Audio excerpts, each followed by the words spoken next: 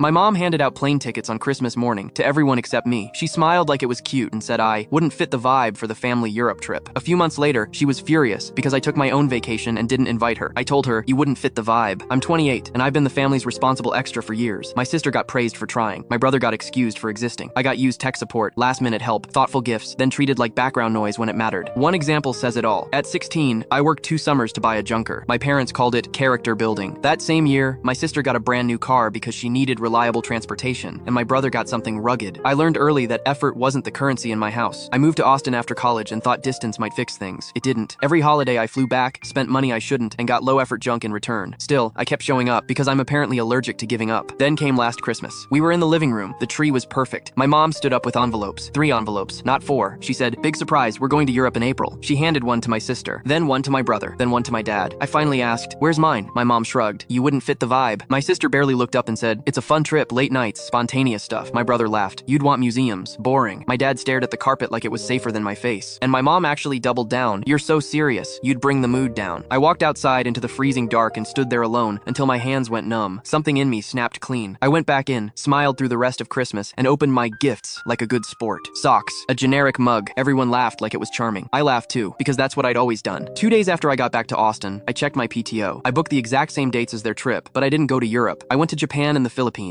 I planned it for me temples, street food, beaches, stuff I actually wanted to do with people who actually wanted me there. I didn't tell my family. I just left. While they landed in Paris, I landed in Tokyo. I posted one photo with a simple caption, "Tokyo, day 1. My sister commented, "Wait, where are you?" I ignored it. My mom texted the group chat, "Is that Japan?" I ignored it. By the time I posted island photos from the Philippines, my phone was melting. Calls, voicemails, long texts about how I was hurting the family by traveling without them. Then my mom finally sent the line that made me laugh out loud. "Why didn't you invite us?" When I got home, she called immediately. "What was that?" she demanded. "What was what?" "You going to Asia, posting while we were in Europe." "I took a vacation, Mom. Why didn't you invite us?" "Why would I?" "Because we're family." I said, "Interesting. I remember being told I wouldn't fit the vibe." She went quiet, so I finished it for her.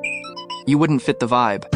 She tried to say it was different. I asked how. She had nothing but tears and excuses. I told her, "This is what you taught me. You planned a family trip and left me out. I planned a trip and didn't chase you for approval." After that, I stopped initiating contact. No more fixing things. No more expensive gifts. No more flying home to sit in my own empty seat. My sister posted vague stuff about toxic people. My brother called me cold until he remembered he laughed when I got excluded. The real twist was who finally changed. My brother apologized specific, uncomfortable, real, and actually started acting like a brother. My dad showed up at my place later and admitted he helped plan the Europe tickets and stayed silent because it was easier. He said, "I'm sorry," without the usual but. My mom still hasn't given a real apology. So I spent the next holidays with my girlfriend's family instead. People who asked questions, listened, and didn't treat my presence like a problem. Turns out the vibe is amazing when you're actually wanted. Drop your thoughts. Was I wrong for using her words back on her?